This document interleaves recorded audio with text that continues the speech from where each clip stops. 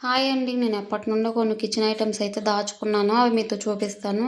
ఇవి గ్లాస్‌వి అనమాట. వీటిల్లో డ్రై ఫ్రూట్స్ అలాంటివి వేసుకుంటే బావుంటాయి. పిల్లలున్నారు కదా! పగలగొట్టేస్తారని చెప్పేసి దాచాననమాట.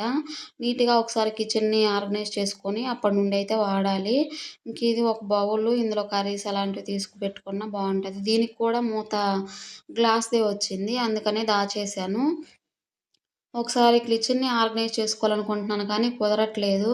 ఎలా అయినా సరే ఒకరోజు పెట్టుకొని కిచెన్‌నయితే ముందు ఆర్గనైజ్ చేసుకోవాలి. అప్పటి నుండి ఈ వస్తువులన్నీ తీసి వాడతాను.